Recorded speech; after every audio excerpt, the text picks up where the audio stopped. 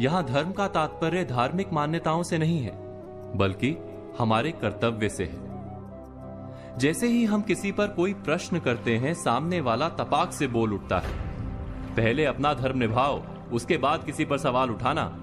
वो कहना चाहता है कि अपना काम ठीक से करो, फिर दूसरों पर कार्य ना करने का आरोप लगाओ।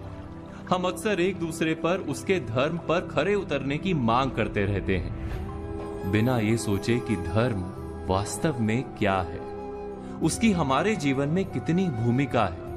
एक व्यक्ति का समाज में क्या धर्म होता है, एक पति या पत्नी का एक दूसरे के प्रति क्या धर्म होता है, या धर्म के कितने स्वरूप हो सकते हैं। वैसे तो धर्म के अनेक पहलू हैं, लेकिन सबसे खास बात धर्म की यह है कि वो सबको जिम्मेदार बनाने की बात करता है। और जो भी इस संसार में है उसका अपना एक धर्म होता है। उदाहरण के लिए पेड़ का धर्म है छाया और फल देना, नदी का धर्म है जीवनदायी जल बनकर बहते रहना, बादलों का धर्म है जल बरसाना, और सूर्य का धर्म है प्रकाश देना। इसी प्रकार मनुष्य का धर्म है उदार होना, सदाचारी और सद्व्यवहारी होना। मनुष्य का एकमात्र धर्म है प्राणी मात्र के प्रति उदारता का व्यवहार। इसीलिए भारत में कर्म से अधिक महत्व सदाचार को दिया गया है। सद्व्यवहार ही धर्म है, क्योंकि इस सद्व्यवहार में कर्म, धर्म, नीति, ज्ञान सब शामिल है।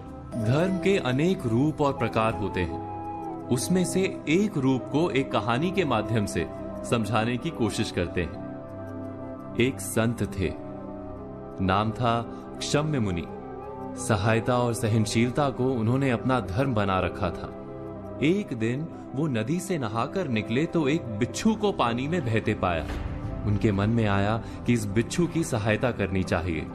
उन्होंने बिच्छू को पकड़कर बहती जलधारा से बाहर निकालने के लिए हाथ लगाया ही था कि बिच्छू ने अपने स्वभाव और अपने धर्म के अनुसार डंक मारा। मुनि की पकड़ ढीली पड़ गई, बिच्छू फिर से पानी में बहने लगा। मुनि ने फिर प्रयत्न किया, बिच्छू ने फिर डंक मारा। ऐसा कई बार हुआ। बिच्छू डंक मारता रहा, मुनि उसे उबारने का प्रयत्न धैर्य के साथ करते रहे।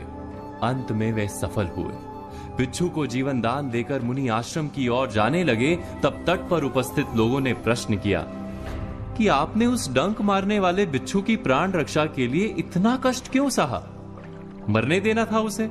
क्षम्य मुनि बोले, यदि बिच्छू अपने डंक मारने के धर्म का त्याग नहीं कर रहा, तो मैं सहायता और सहनशीलता के अपने धर्म को कैसे त्याग दूं? अपने धर्म पर चलते हुए कष्ट सहना ही तो तप और जीवन है। व्यास मुनि ने कहा है, संक्षेपात कथ्यते धर्मो जना किम विस्तरेण वा परोपकारा पुण्याय पापाय परपीड़नम। अर्थात, हे मनुष्यों, संक्षेप में हम तुम्हें धर्म का मर्म बताते हैं।